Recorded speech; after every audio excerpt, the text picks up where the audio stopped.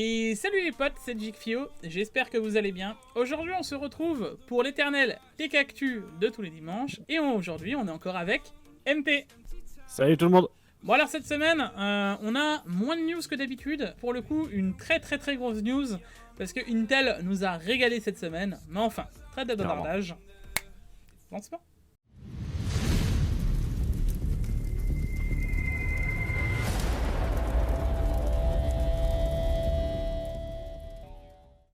Et nous revoilà les potes. Bon alors, pour le coup, si vous connaissez pas MT, c'est important parce que c'est pas à moi qu'il va falloir aller mettre tout ce qu'il faut faire comme d'habitude là. Non, il faut aller sur la chaîne d'MT. Il a sorti une grosse vidéo sur des pâtes thermiques récemment et je pense que ce serait important d'en parler. Merci à vous si vous le faites. N'hésitez pas à aller voir du coup, cette vidéo là où c'est un comparatif des meilleures pâtes thermiques. Du coup j'ai testé plus de 18 pâtes thermiques sur CPU. Si ça vous intéresse, n'hésitez pas à aller la voir et puis si vous avez aimé, pensez à like en fait dessus. C'est un test qui m'a pris quand même énormément de temps, c'est pas mal de boulot en fait sur ce type de vidéo là. Donc du coup je vous mets le lien de la chaîne d'MT et de la vidéo en description, donc pensez à aller tout de suite checker et à aller checker la vidéo. Je le mets avant toutes les vidéos et les news insolites parce que c'est vraiment important, il a vraiment passé du taf de ouf, il avait fait les comptes rendus etc en avance etc, donc c'est vraiment important, allez voir ça. Voilà, c'était le petit moment pub MT High Tech dans le Tech Actu. Merci. Allez maintenant on passe aux news insolites de cette semaine et pouf, on change d'écran et on va commencer. Vous vous souvenez qu'on avait parlé avec Guillaume, il me semble, récemment de Powercolor. Powercolor qui avait oublié d'enlever, vous savez, les petits sachets plastiques qu'il y a, enfin les petits films en plastique qu'il y a sur les pads thermiques. Donc là on est sur une 3090 Founder Edition, ça vient des usines Nvidia, on s'entend, donc je pense soit de chez Samsung. Je t'avoue que je n'ai jamais su si c'était Nvidia qui montait dans leur propre usine ou si tout était monté chez Samsung ou autre. Je sais pas non plus. Très clairement, je sais pas. Je pense que c'est quand même plus monté chez Samsung, mais je sais pas. Si quelqu'un a la référence, dites-le nous, ça peut être intéressant à savoir, c'est de la connaissance générale. Avoir oublié sa doigtière, pour vous expliquer ce que c'est, c'est ce qu'on met au bout des doigts pour éviter de laisser des traces de doigts, etc. Sur les composants informatiques ou peu importe autres. Ouais. Puis éviter de salir, etc. Là, c'est resté à l'intérieur du GPU. Alors apparemment, la petite histoire raconte qu'il a fait chaud, très chaud, sur les VRM. Sur les même pas sur les VRM, c'était les bobines et la mémoire. Enfin, ça aurait pu vraiment flamber ou autre en fait derrière, parce qu'on reste quand même sur du plastique, c'est du latex en fait, un petit couac, du coup, ça arrive, et assez humoristique quand même. Bon, je pense que la personne qui a dû ouvrir la carte, elle devait peut-être pas être si heureuse que ça, mais bon. Non, c'était assez rigolo, voilà. Je pense. Bon, en tout cas, petite news insolite, c'était assez rigolo. Oubliez pas, pareil, dans les commentaires, à nous dire si vous voyez des news insolites. En termes général, j'essaye de regarder un peu les DM, etc. Alors, ces derniers temps, j'ai pas été ultra présent dans les réseaux. Pensez à nous les envoyer, c'est toujours intéressant que ce soit à Guillaume ou à MT, comme ça leur fera du spam, c'est génial. Du coup, on enchaîne avec la vidéo à mettre en avant, et c'est le build de CK Informatique. Alors, quand j'arrive MT, moi je suis à 1 seconde, et il y a juste les tridents Z Royal en face, allumés en orange, c'est juste sexy. Elles sont magnifiques de toute façon, mais le build est très bien fait, il est beau en plus. Ouais. Sur du très lourd, les amis, on est sur un 24 cœurs, du 3960X, donc un Threadripper, on a une 3090, je vous montre 2-3 petits passages du build, je vous laisse aller voir la vidéo, de toute façon je vous la mets en commentaire. On a combien? 64 likes, on va se fixer, parce que Guillaume il est toujours gourmand, mais moi je me dis si on arrive à 150 likes les gars, c'est largement faisable, 150 likes, on sera bien. On passe au jeu de la semaine, donc le jeu gratuit, et aujourd'hui c'est Void Bastards avec Yuka Lightly. Très sincèrement, au niveau des jeux de la semaine, il casse pas trop pattes à un canard, Epic c'est pas trop foulé. On voit que les vacances sont là et que les gens sont peu réellement devant leur PC en fait dessus pour cette partie de jeu là. Après peut-être que ça peut intéresser, mais c'est vrai qu'on en parlait tout à l'heure avec Jigfio, je sais pas ce que t'en penses, mais bon c'est pas des jeux... déjà quand on voit le prix annoncé ça fait un peu... Désolé pour les développeurs, parce que ça demande quand même du travail, etc. Mais c'est vrai que c'est pas du tout le style de jeu auquel personnellement moi je joue. Je pense pas à toi non plus, Jig. Je t'ai dit, je suis quand même assez. Yuka Lately, je suis quand même assez curieux dans le principe. Tu sais, je suis un joueur de Spyro, moi. J'aime bien tout ce qui est monde coloré, etc. Je suis un ex-joueur de Ratchet & Clank. Je suis pas sûr qu'on soit dans le même thème de registre, tu vois. Bon, je suis curieux. C'est un jeu à 40 €. Je pense que je le testerai juste quand même pour voir. L'autre, par contre, en style BD, m'a un petit peu intrigué, mais sans plus. Alors dites-nous si vous avez déjà téléchargé. Vous avez déjà vu un peu à quoi ça ressemblait. Ça fait un peu jeu BD. J'ai l'impression que c'est un mélange entre Doom et de la BD. Dites-moi ce que vous en pensez et dans les commentaires si vous avez déjà joué. Et puis voilà quoi.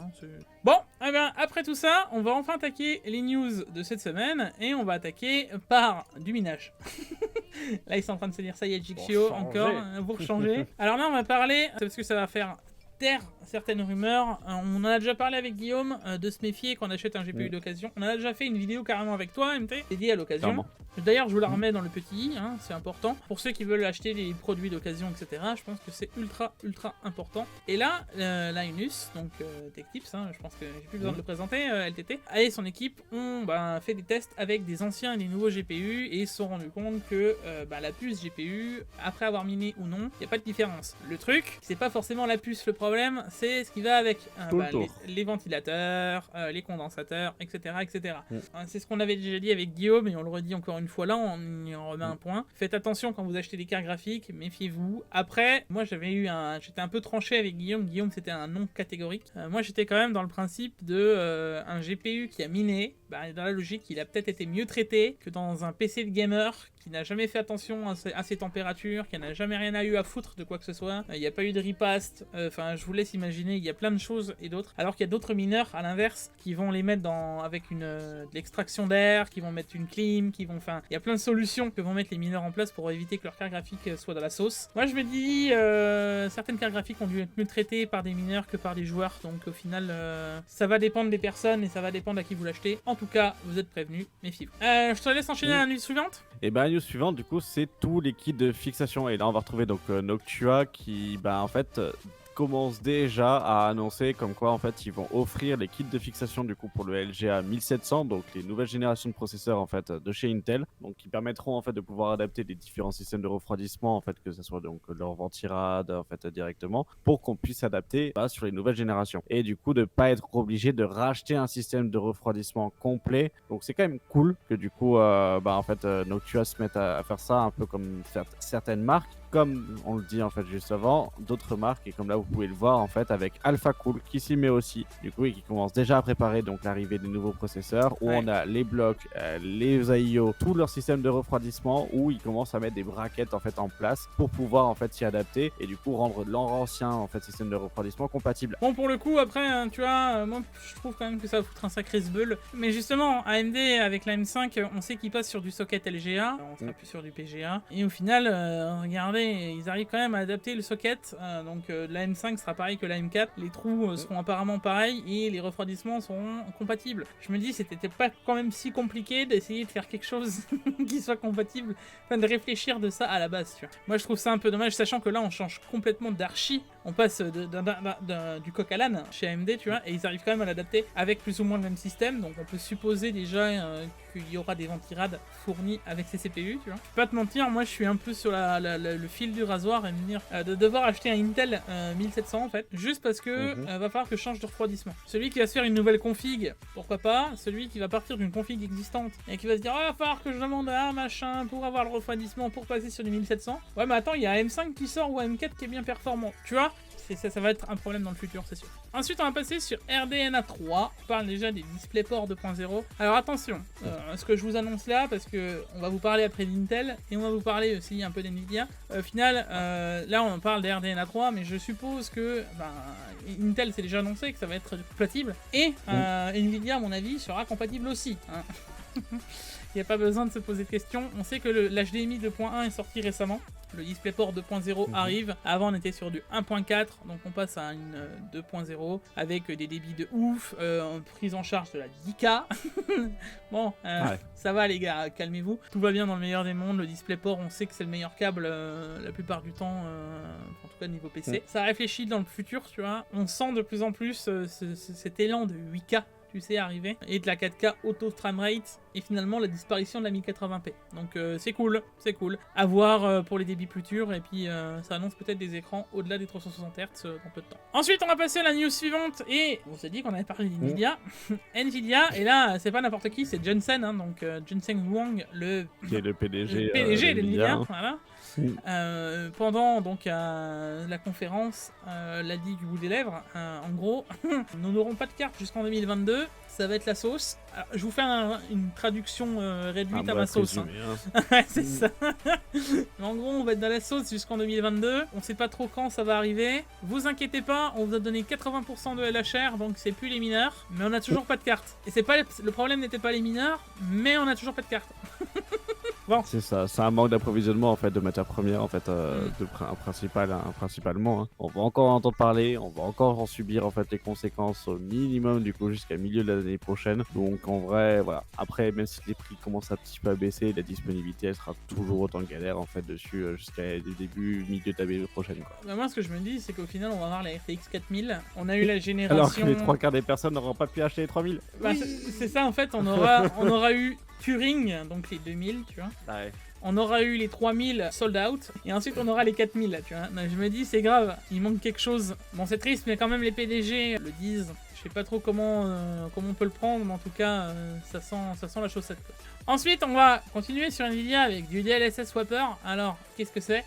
C'est une façon de mettre à jour votre bibliothèque DLSS, parce que soit les développeurs sont feignants, soit Nvidia est pas assez rapide. Bon, dans les deux cas, c'est un peu lié, parce que finalement, la mise en place du DLSS nécessite des développeurs Nvidia. Mais ce qui est assez rigolo, c'est que les gens, donc, on voit que le DLSS est une technologie qui est intéressante. D'ailleurs, sinon il n'y aura pas eu de FSR et il n'y aura pas ce qu'on va vous annoncer juste après. Donc, dans la logique, ça va de soi. Mais on voit que les gens sont vraiment intéressés par le DLSS parce qu'ils ont trouvé une solution pour mettre à jour eux-mêmes la banque du DLSS parce que Nvidia ou justement les devs ne sont pas assez rapides à mettre ces versions-là. Bon, c'est rigolo. Une technologie qui est fermée, qui n'est pas en open source et que les gens déjà essayent de s'amuser à trafiquer parce que c'est pas assez rapide. Il y a un problème de fond. On voit que le FSR est apparu sur GTA. On voit que le FSR est apparu sur The Witcher. On voit que le FSR il est apparu partout. Mais le DLSS, j'en ai jamais vu apparaître en 2 ans. Donc, hormis par des devs, tu vois. Donc, je pense que, à terme, même si c'est une IA, etc. Je sais pas ce que ça va donner, mais c'est mal barré. Ouais, après, je pense pas que ce soit une technologie morte, hein, très clairement, parce que du coup, ça reste une technologie qui est intéressante, en fait, dessus, par sa capacité, etc. Donc, morte, non. Peut utiliser ou utiliser, du coup, en fait, dans un secteur, en fait, fermé et dans très peu de jeux, pourquoi pas. Pas morte non plus. Ce sera peut-être plus facile en finale pour tout le monde, tu vois. Maintenant, ça fait 2 ans que c'est implanté. Ils étaient pionniers là-dedans. Pourquoi maintenant, toujours faire barrière à ça? Bon, après, je sais pas, hein, c'est peut-être une histoire économique, etc. Je suppose. Actuellement, le mai, ça leur fait mal parce que même les gars qui ont le DLSS, parce que finalement, les monsieur tout le monde qui ont le DLSS, ils le mettent à jour. Ensuite, on va passer sur une news leaks totale. Hein. Alors là, attention, mettez-vous assis dans votre chaise parce que ce qu'on va vous dire, on en est à 300. Yeah, voilà, c'est un jour peut-être. Hein. On va parler des puces Navi 2X qui seraient des refresh. Alors là, dit comme ça, moi, ça fait un peu péjoratif, tu vois. Moi, je vais plutôt le prendre côté hype parce que Navi 33. Donc là, on parlerait des 7600 XT. Hein. Donc l'équivalent de nos 6600 XT en milieu de gamme parce que Videocars le qualifie de milieu de gamme. Tu vas me dire qu'au prix où ça sort, ça peut être considéré comme du milieu de gamme. Pour moi, tout ce qui était 60 et 50 Ti, c'était vraiment l'entrée de gamme avant. Et bon, c'est une chose et d'autre. Mais en tout cas, le Navi 33 serait basé sur des puces de Navi 21 possiblement. Qui dit Navi 21 dirait une 6900 XT.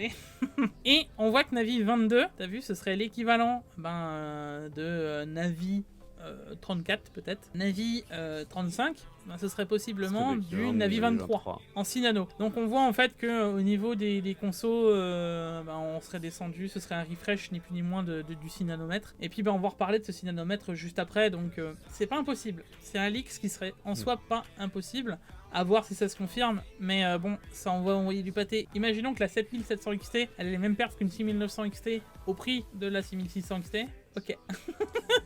C'est là où ça va être déterminant, c'est surtout le rapport performance-prix en fait, de sortie et d'équivalence face à l'ancienne génération. Ouais. Si après le prix est totalement délirant du coup en fait des 7000 en fait même sur de l'entrée de gamme, l'ancienne génération restera peut-être encore pertinente en fait très clairement. Tu vois. Après le reste c'est à voir. Après ça reste un gros leak hein, très clairement en fait dessus. Hein, il faut y aller vraiment avec des pincettes en fait directement. Mais si c'est le cas, c'est quand même assez intéressant. Par contre ça veut dire qu'aussi au moment des sorties des 7000, la valeur du coup en fait des 6000 en fait actuels descendra en chute direct. Même les 3000 hein, t'imagines je veux dire faut être sérieux. Ça va faire la même chose que ce qui s'est passé avec la 2080 Ti à l'annonce des 7000 hein, donc je suis curieux à voir. C'est du leak, mettez ça dans votre poche et on attend ça dans 1 an Ensuite, on va passer à Raptor Lake avant de passer à la grosse news de cette semaine. On va parler de Raptor Lake. Pourquoi on va parler de Raptor Lake? Parce que c'est après Alder Lake. Et Alder Lake, on va en parler un peu plus en détail juste après. Là, on nous annonce 24 cœurs à 5,5 GHz. Donc avec des puces encore différentes d'Alder Lake. Ce serait pas juste un simple refresh. On irait encore au-delà d'Alder Lake. Et surtout avec des CPU un peu plus gros en général. Que ce soit le i5, le i7. Le i7, on pourrait aller jusqu'à 16 cœurs. Le i5 entre 10 et 14 cœurs. Donc bon, ça fait quand même des gros processeurs en fait finalement pour milieu de gamme et milieu haut de gamme si je peux dire ça en fait avec le i7 ça reste quand même du coup des gros bébés avec la gestion du coup en fait la DDR5 jusqu'à du 5600 MHz voire en fait 6400 enfin ça a l'air d'envoyer du coup en fait quand même du lourd d'être vraiment des gros processeurs en fait à la sortie à voir ce que ça donne et à voir dans le futur parce que c'est vrai qu'après bon les TDP etc les consommations du coup indiquées sont quand même relativement élevé de base. Mais bon, si tu regardes bien, tu vois, donc Igor's Labs a quand même fait un rapport là-dessus et au final, ça consommerait pas forcément plus. Tu vois, Alder Lake et Raptor Lake ne devraient pas être plus énergivores que les anciennes générations. Bon, alors, à voir. Est-ce que ça va être juste des pics de température, tu sais, sur leur nouveau PL, là, PL3, PL4 à suivre. Pour l'instant, j'ai pas plus. On n'a pas les archives dans les mains, donc c'est que de la spéculation. On verra ce que ça donnera. Est-ce que ça chauffera beaucoup plus? Parce qu'on nous annonce quand même des TDP plus hauts qu'avant, donc encore une fois, c'est du leak. Un Raptor Lake 2022, je pense, fin 2022. Encore de quoi voir arriver. Mais bon, on serait sur du lourd, quoi. On aurait quand même 24 cœurs. C'est pas rien. Ouais. Ensuite, on enchaîne avec la news. Là, c'est la news de cette semaine. Parce que, donc là, on est sur un article d'overclocking.com. Mais j'ai été aussi invité à cette conférence. Donc, en avant-première, un petit peu en avance. À huis clos, sous NDA. Avec 2h30 de slides. Je peux vous dire, les gars, après ça, j'étais posé en mode waouh, on a une pause de 10 minutes. J'ai eu le temps de prendre un café. Je me suis dit waouh. Il y a de la news là, parce que ça a pas arrêté. Ça a pas arrêté. Du lourd. Alors là, on va essayer de vous faire un peu un récap, parce que ça va être beaucoup trop long, parce qu'il y a eu énormément de news. Dites-nous dans les commentaires, et là j'insiste, parce que c'est vraiment important, si ça vous intéresse qu'on fasse une vidéo dédiée, genre avant que ça sorte, parce que là, on sait pas, on n'a pas de date encore. On sait qu'Alder Lake, c'est soon, c'est incoming très proche. Je veux savoir si ça vous intéresse vraiment qu'on en parle avec MT par exemple, je sais pas ce que t'en penses, et qu'on vous détaille tout ça, toutes les technos, tout ce qu'ils ont prévu, et là j'ai globalement, pas que Alder Lake et les GPU, parce qu'on va parler GPU aussi, mais bien tout ce qui est Xeon, tout ce qui est niveau pro et voilà, processeur pro, donc les nouvelles cartes graphiques qui s'appellent Ponto Vecchio, qui sont des modèles pour les pros aussi. C'est vraiment beaucoup plus vaste que juste nous les gamers, donc dites-nous si ça vous intéresse qu'on en fasse une vidéo dédiée. Bon alors on va vite fait présenter un petit peu MT quand même, et donc là on commence déjà pour voir Skylake face aux Efficient Core de Alder Lake, et tu vois qu'on a 40% de perf en plus avec 40% de power en moins. Déjà là la finesse de gravure et tout ça, voilà. Les cœurs Skylake, pour rappeler un petit peu, c'est à partir des Intel 6000. Mais là actuellement on était encore toujours sur un des cœurs Skylake si vous préférez. Amélioré, mais c'est toujours du Skylake. Donc là on passe sur une archi différente, donc là on parle des efficient core, et on va parler après des performance core, qui sont encore différents, et qui vont gérer ça encore différemment. J'ai pas envie de vous saouler avec ça. En gros, ce qu'il faut retenir, c'est qu'on a un gain d'IPC de 20%, donc je vous donne une idée, mais si on était à 680 de souvenirs sur les Intel 11e gen, on va se retrouver à peu près à 820 en gros de points par exemple sur un CPU Z ou sur un Cinebench R15. Alors comme ça vous parle pas, mais 20% d'IPC c'est ouf. Alors, il y en a qui vont me dire, ouais, mais AMD l'ont déjà fait. Oui. Faut voir d'où revient Intel au final, parce que Intel ont toujours été à donf sur l'IPC. Ils sont restés à toc sur l'IPC pendant, là, je dirais 4 ans. On a eu de l'amélioration, parce qu'on a vu que de la 10e à la 11e gen, ils ont rattrapé AMD quand même, en un coup, en un bloc. Et là, ils nous réannoncent 1% d'un coup. Je pense que AMD risque de faire pareil. C'est ouf. 20% d'IPC, donc les instructions par cycle, les amis, c'est dingue. On parle quand même de 1/5 de performance en plus par cœur. Enfin, c'est pas rien. Donc, sur Alder Lake, on sera donc sur le 12900K avec donc 16 cœurs, mais 8 cœurs P-Core et 8 cœurs Efficient Core, et du coup sur 32 threads, mais 24 threads. Donc il y aura que 8 cœurs qui seront hyper threadés en gros. Puis bon, après il y a les versions mobiles et ultra mobiles, je vais pas vous en parler plus que ça. Ensuite on enchaîne sur les Sapphire rapides, donc ça va être l'équivalent des Xeon. Et ce qui nous intéresse le plus, c'est quand on descend un peu plus bas et qu'on passe aux cartes graphiques. Parce que oui, oui, Intel, ça y est, a annoncé leur carte graphique. Alors là, on a un slide où on montre le XE HPG. Et là, par contre, les amis, ils sont pas venus tout seuls. Parce que ils sont arrivés avec le XE SS. Qui va être l'équivalent du DLSS, donc du super sampling, géré par IA, etc. Donc là, on va avoir un réel concurrent DLSS et OFSR, sachant que là, ce sera aussi géré par IA, donc avec des retranscriptions d'images, etc. Il y aura de l'upscaling, etc., etc. Du deep learning. Donc ils vont vraiment courir là sur les plates-bandes d'NVIDIA, et je pense que c'est vraiment important. Il faut quand même le préciser, ce sera open source, parce que donc, à l'inverse du DLSS, ils font comme AMD, et ils déclenchent leur techno en disant ok, les processeurs sont pas sortis, les cartes graphiques sont pas sorties, mais c'est disponible, et c'est disponible ce mois-ci, donc dans les 10 prochains jours les amis, ça va être dispo, donc on va pouvoir le tester. On va pouvoir l'avoir, le tester, du coup, voir ce que ça donne ou autre, et c'est quand même assez rare de la part d'Intel, du coup, en fait, je vais quand même me souvenir de le préciser. Donc ça veut dire aussi que derrière, ils ont quand même aussi une volonté de développement, du coup, sur leur techno, avec, du coup, en fait, cette techno-là, du coup, sur presque tous les nouveaux jeux, ou des jeux, du coup, en fait, actuellement en dev, pour que quand leurs cartes, en fait, sortiront, puissent en fait être capables du coup de pouvoir exploiter leur techno et être appliqué du coup sur tous les jeux. Donc ça annonce vraiment du coup une envie de se placer et une envie d'arriver sur le marché, et surtout au vu de ce qu'ils ont montré en fait là et de ce qu'ils ont proposé, que l'envie elle est bien et qu'ils sont motivés et qu'ils ont les produits pour se taper quoi. Maintenant, on n'a pas eu plus que ça, on a vu comment allait être le XE HPG, donc la carte graphique pour les gamers. On n'a pas eu de performance. Je veux dire, on ne nous a pas dit Intel Alchemist, ok, 2 points, c'est une 3080. Non, on n'a pas eu de perf, donc je peux pas vous dire à quoi ça ressemble. On sait que ça va gérer le ray tracing, donc déjà ça c'est une chose en plus. Il y aura des cœurs RT, pas de problème. Et puis voilà, je peux pas vous en dire beaucoup plus. Et du coup, Ponto Vecchio, donc je vous en ai parlé juste avant, et là c'est une prouesse technique parce que ça n'a jamais été fait. Ça veut dire que Intel, qui n'est pas du tout dans le marché du GPU de base, ils sont arrivés, ils ont dit on est là. Et 100 billions de transistors, je sais pas si vous vous rendez compte de ce que ça fait, mais ça fait beaucoup. C'est énorme. C'est énorme. Un pétaflop de données, les amis, en calcul, c'est encore plus énorme.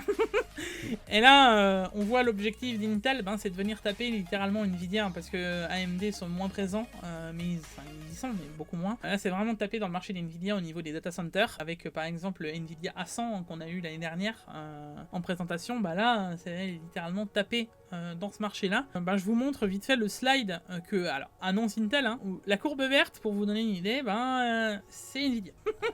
Donc on voit d'où part Intel et où ils arrivent avec la XE. C'est juste ouf, en sachant qu'apparemment ce serait une comparaison de ce que j'en ai lu contre les Nvidia A100. Alors si je me trompe, n'hésitez pas à me rattraper, mais en tout cas c'est ce que j'ai lu directement sur les slides d'Intel. Mais c'est ouf, c'est ouf de voir d'où part Intel et où ils arrivent. Alors c'est pas représentatif de ce qu'on va peut-être avoir en gaming, mais imaginons que... Après, c'est peut-être pas représentatif sur le gaming, mais pour la partie pro, du coup. Typiquement pour des personnes qui vont faire du calcul de points, des nuages de points ou autre en fait derrière, quand on va, ça va être assez impressionnant du coup si les performances en fait là soumises en fait sont respectées et qu'elles sont vraiment présentes et que d'un point de vue technologie en fait ils ont réellement réussi en fait à faire ce type de cartes. Je pense que Nvidia a du souci à se faire du coup en fait sur ces cartes professionnelles très clairement. C'est une prouesse technique, c'est pour moi juste oufissime. Alors dites-moi ce que vous en pensez dans les commentaires. Là on va arrêter là je vous ai fait, je pense que ça va bien durer 5, 6, 7 minutes. Condensé, ouais. Et déjà là, vous allez être en train de vous dire, ça y est, GQ nous en a mis plein la tête, j'en peux plus. Donc dites-le moi dans les commentaires en mode j'en peux plus ou oui, une vidéo dédiée.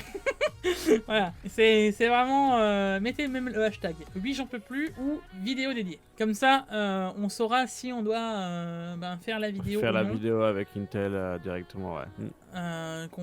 Comme ça on pourra vraiment en parler, etc. Et ça peut être vraiment intéressant. Moi en tout cas c'est un truc qui me passionne et je remercie encore Intel de m'avoir invité. C'était vraiment cool de pouvoir voir ça et d'avoir la convention en direct. C'est une autre mesure. Ensuite, on passe sur la M5, donc on passe du coq à l'âne. Vous avez vu qu'on parle vraiment de beaucoup de nouvelles techno, parce que là, avec Intel, je pense qu'ils ont vraiment tapé un grand coup de la fourmilière. Et donc avec les fuites qui s'est passé sur Gigabyte, avec l'attaque des serveurs, tu sais, on en a parlé la semaine dernière, les pirates. Ouais. On a vu à quoi pouvait ressembler le chipset AM5 et tout ce qui allait rentrer et sortir. Alors sur Alder Lake, on sait qu'on aura du PCIe 5.0. Alors là, moi je me dis, la course à l'armement. Parce que le 3.0 t'es pas limité à l'époque, il est toujours pas limité maintenant. On a déjà le 4.0 qui a doublé la bande passante. Là on passe déjà au 5. Waouh. Calmez-vous les gars, là ça va ultra vite. Qui aura la plus grosse, qui ira plus vite, qui ira le plus loin, c'est assez impressionnant, mais d'un côté c'est bien parce que ça permet en fait d'obliger les constructeurs en fait à se bouger un peu les fesses et à nous sortir des technos du coup qui sont trop en avance en fait sur notre utilisation. Tu vois quand même que du coup AMD a peut-être pris du retard au final en fait avec le fait que du coup AM5 ne gérera pas le PCI en fait Express en Gen 5. La vraie question c'est, est-ce que Intel a pas sorti PCIe 5.0 parce qu'ils en ont besoin pour leur CG? là est toujours le truc, est-ce que, tu vois, moi j'extrapole toujours, hein, je me mets dans le futur, mais est-ce que c'est pas impossible, tu vois? Pourquoi ils auraient pas fait ça? Et enfin voilà, en tout cas on sait que AM5, en tout cas là, du leak qu'on a, ne gérera pas le PCIe 5.0. Est-ce que à la sortie, ce sera peut-être le cas? Les CPU sont pas encore dehors, donc surprise. Pour l'instant, ça reste que des suppositions ou autres issues de leaks ou des plans en fait issus de piratage. On sait pas si c'est pas non plus en fait un socket AM5 qui a été fait du coup il y a 4 ans ou s'il a été fait du coup en fait il y a 3 jours. Par contre, si on avait des doutes, les deux processeurs gèrent bien le DDR5, que ce soit Intel ou AMD, et ça, c'est plutôt bon à savoir. Voilà. Et en parlant de DDR5, du coup, justement, vient de mettre du RGB en fait sur leur nouvelle barrette qu'on vient de voir en fait en visuel. Je sais pas ce que t'en penses, Jig, mais elles sont ultra sexy.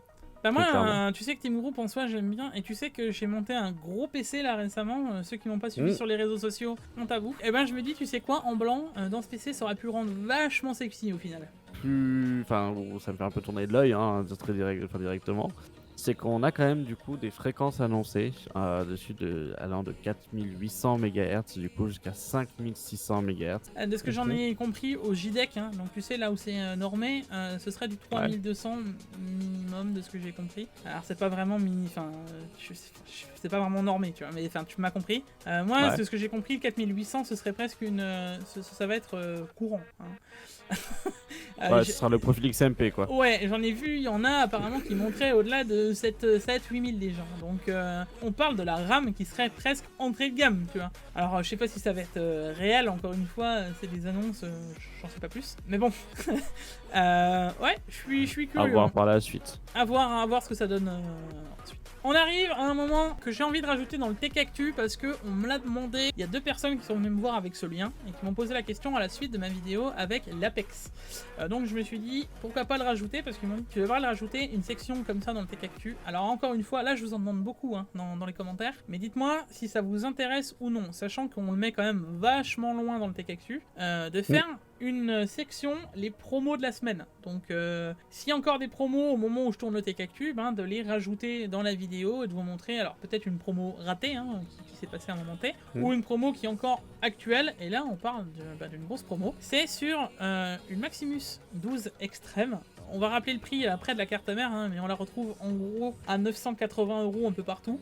On la retrouve à 575 € et c'est envoyé, expédié par Rue du Commerce, donc c'est Rue du Commerce, pas de stress. La carte mère est neuve, donc 575 €, c'est plus de 40% de réduction de prix presque en totalité sur le prix qu'on retrouverait sur d'autres revendeurs. C'est juste ouf. Et là on parle des plus grosses cartes mères qu'il y a sur le LG A1200. Marché, Ah ouais, non.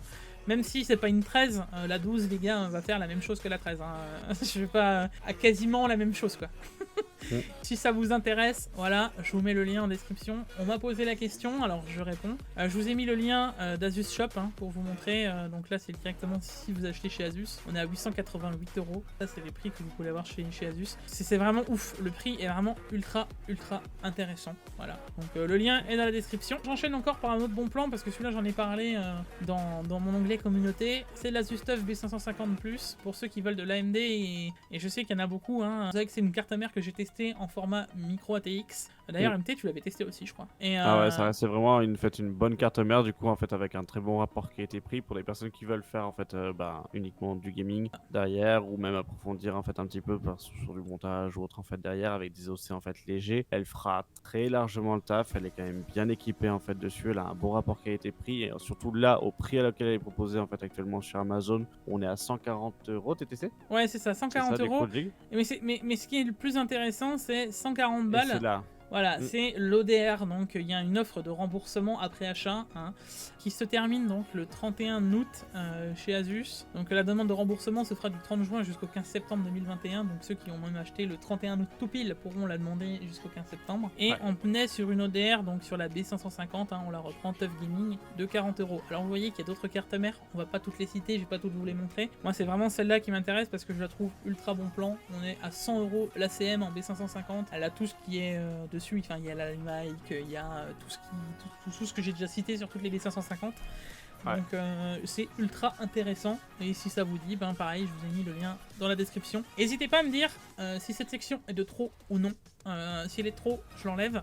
Si ça vous intéresse, on la laisse. Ce sera pour ceux qui resteront le plus longtemps dans le Tech Actu. Et voilà, je pense que c'était un point à faire. Moi, j'aime bien ce côté-là. Donc, dites-moi si on continue. N'hésitez pas à m'envoyer des offres sur sur Discord, par exemple, ou autre, ou dans les commentaires. J'irai lire le Tech Actu de la semaine d'avant pour voir s'il y a eu des offres comme ça. Et ça peut être intéressant, moi, que je vous les repartage au moment donné. Ensuite, on enchaîne par les sorties de la semaine. Et on attaque avec les MSI X570S. Donc la semaine dernière on a présenté Asus, forcément cette semaine on présente MSI. Voilà. Bon, refresh des cartes mères, plus de ventilateurs. La Unify me fait toujours autant de l'œil. MSI, si tu passes par là, coucou. C'est vrai qu'elle est magnifique. Elle est super belle. La Unify Mix Max, elle est quand même super sympa. Ah, elle est super jolie. En full noir comme ça.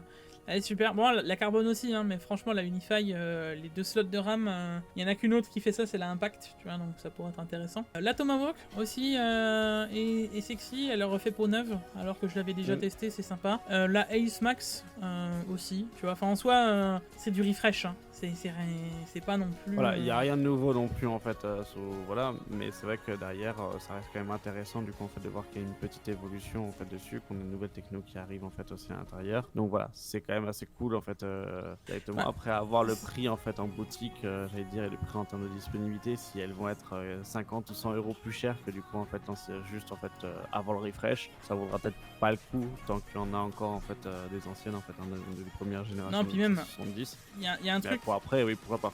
Il y a un truc qu'il faut replacer aussi, c'est que les X570 de chez Messi n'étaient pas forcément très appréciés. Il y a eu quelques problèmes au niveau des chauves VRM, etc. Voilà. Donc pour MSI, je pense que ressortir une gamme, c'est pas mal, tu vois. Et puis bon, on a toutes les améliorations des B550, donc pour la RAM, etc. Enfin, il y a 2 ans d'apprentissage sur le chipset. Tout simplement, les 3000, les 2000 et les 5000. Donc il y a eu du boulot encore. C'est cool, c'est bon à savoir. Bon, vous savez qu'elles vont sortir, ça va arriver. Et on enchaîne tout de suite, puisque il y en a une qui est assez spéciale. C'est la Carbone OKX, donc qui est watercoolée totalement sur les VRM, le chipset total en fait, donc la M4 plus les VRM. Bon, c'est cool, on l'a déjà eu sur plein de cartes mères. Il me semble qu'il avait fait déjà même en B550. Je ne me trompe pas, j'ai un doute, mais. Je crois pas, non. Non, c'était sur les Z590. Mais dans tous les cas, on l'a vu, donc bon, là il la sort en X570, c'est sexy. On va pas se mentir. Elle est vraiment très jolie. Elle est vraiment très jolie en fait dessus, pour ça pouvoir rendre vraiment super beau en fait dans des builds en fait full water cooling custom. Franchement, après avoir niveau performance en fait du bloc vis-à-vis du coup de la chauffe des VRM et des dissipations thermiques en fait générales, parce que sur les monoblocs on sait en termes de performance des fois on y perd un petit peu en fait dessus. À voir comment ça se passe, mais sinon d'un point de vue visuel elle est sexy. Et puis bon, l'alimentation est sexy aussi. Il y a tout qui va bien les amis sur ce genre de carte à mère, ça envoie assez du pâté en général. Donc ouais, bon voilà, vous savez c'est sorti, ça arrive. La question que je me pose par contre c'est est-ce qu'ils fournissent le petit kit de pompe, tu sais, avec qui mettent dans le kit là. Ça a l'air vachement pratique pour tester les fuites là. Et ben apparemment oui, il est fourni du coup parce qu'ils disent comme quoi en fait techniquement il est à 39,99 € du coup et que là il serait free en fait dans le packaging. Ah donc, là là le kit de mise sous pression en fait R du coup devrait être fourni de ce que je comprends. Et mais si vous repassez de une deuxième fois sur la vidéo, vous pouvez penser à moins 2 fois. Au moins le kit, si on voit pas la carte mère, le kit de fuite ça peut être sympa. Allez, on enchaîne avec le Akaza annonce son ventirad ARGB, le Soho H4. Alors MT me dit, moi je trouve que c'est ultra moche. Et moi, pour le coup, je fais l'avocat du diable. Je joue Guillaume sur ce TKQ. Il y a du RGB, je trouve ça joli. Personnellement, je le trouve pas très joli en fait. Voilà, c'est sans plus quoi. Et on précise 55 €, c'est pas trop cher. On a vu des ventirades beaucoup plus chers, surtout avec du RGB, etc. Ça reste quand même déjà élevé pour un ventirad, donc à voir. Ça reste pas trop cher, je le redis, hein, comme la semaine dernière, c'est pas trop cher, mais c'est cher. C'est à voir. Franchement, ouais, tu sais que les ventirades, moi, c'est pas mon kiff. Hein. C'est moche, un ventirade. Tu vois, ça n'a pas de RGB, c'est moins sexy. Là, ils ont essayé d'allier peut-être performance et RGB. Ils ont peut-être touché quelqu'un, tu vois. Ensuite, on enchaîne par la dernière sortie de cette semaine. Et ça, c'est MT qui va en parler. Il y a Gamer Nexus qui en a sorti une vidéo, je crois, dédiée. En fait, presque tous les gros youtubeurs américains, en fait, je crois que juste Linus Tech Tips, en fait, on n'a pas fait, ou les Toonset non plus. Et c'est la sortie, en fait, d'un boîtier, du coup, en fait, de chez Fractal Design. Il s'agit du Torrent. Alors non, c'est pas un truc de téléchargement, hein, très clairement, le nom peut y faire penser, mais en soi, on est sur un boîtier qui est de base dans l'idée de penser conçu uniquement pour l'airflow. Donc on se retrouve quand même avec deux énormes ventilateurs en fait à l'avant de 180 mm, donc on est quand même pas non plus sur des petits ventilateurs, trois ventilateurs en fait en bas de 140, l'alimentation qui est placée du coup au top, directement en fait donc, du boîtier, et surtout que la façade arrière, donc là où vous avez les écarts PCI comme vous pouvez le voir en fait dessus, et ben tout est en fait en nid d'abeille, ce qui permet du coup d'avoir vraiment du coup en fait une extraction d'air en fait maximale si on peut dire ça. La face avant est uniquement en fait en grille. Franchement ce boîtier il me chauffe jusqu'au moment où j'ai vu le prix. Il te chauffe parce que non là il te refroidit. Bah en fait son prix m'a refroidi du coup, mais j'étais ultra hype à le tester parce qu'en plus il existe dans différentes déclinaisons en fait en termes de couleurs, vitré comme non vitré en fait dessus, mais il est proposé entre 250 et 300 € le boîtier. Ça fait mal. Très clairement, ça fait quand même mal pour ce type de boîtier. Après, peut-être qu'il va baisser en fait au fur et à mesure en fait du temps. C'est les prix qu'on trouve en fait chez LDLC, mais ça fait quand même. Je trouve qu'il est très cher au final en fait pour ce que ça apporte. Voilà, je pense pas l'acheter pour en faire une présentation, hein, je vous avoue très clairement. Quand même prometteur du coup en fait dans son optique en fait dessus. Très clairement à voir ce que ça donne par la suite. Bon, bah écoute, après avoir déblatéré autant de ça sur le boîtier, je suis soufflé par autant d'airflow. Voilà, si vous voulez. De jeux de mots. Si vous voulez mon avis sur ce boîtier, ça peut être sympa si vous faites une configuration en air. Ouais. Le reste, moi je t'avoue que l'alimentation eau, ça me pose un gros problème. Si à l'époque on a viré ces alimentations eau, parce qu'avant ça se faisait tout le temps, et qu'on les a mis en bas, c'est qu'il y a une bonne raison, tu vois. Parce que je trouve que c'est beaucoup plus sexy et beaucoup plus facile d'installation. Bon, c'est un choix perso. Moi je dis pourquoi pas. S'il y a quelqu'un qui a fait un build, je l'invite à le partager. Qui a ce PC, ça peut être sympa. Mais voilà, en tout cas pour moi, ça reste pas un flop, mais ça reste pas non plus un coup de cœur. Et voilà les potes, on a fini toutes les news de cette semaine. Alors, c'est chaud avec tout ce que je vous ai demandé, j'espère que vous êtes encore en train de taper là actuellement. On va être sur un Tech Actu qui va quand même durer pas mal de temps au final, alors qu'on n'avait pas tant de news que ça. Donc n'hésitez pas à nous faire des retours, comme je vous ai dit, sur Intel, ça c'est ultra important, parce que je sache si je dois vraiment faire une vidéo dédiée, et ça doit être rapidement fait. Je veux dire, je dois pas la faire dans 2 mois. Non, dans 2 mois, ça se trouve, on a déjà les CPU, tu vois. Donc, ouais.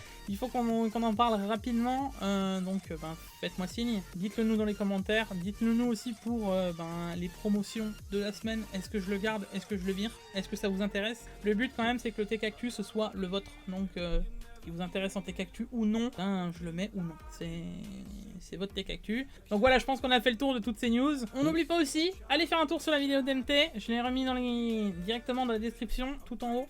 Merci pour ceux qui le feront. Sur les pads thermiques, c'est important. Du coup les amis, on se retrouve la semaine prochaine pour un autre Tech Actu. Il serait possible que ce soit de nouveau pas chez moi et peut-être avec une autre personne. Parce que il y a beaucoup de changements ces derniers temps et beaucoup de choses qui s'enchaînent. Suivez-moi sur les réseaux sociaux, c'est important. Bon allez, MT, merci pour ce Tech Actu. On se retrouve merci pour l'invitation. Hein. Avec plaisir. Allez, c'était MT et Jigfio. À la prochaine. Ciao ciao. Salut.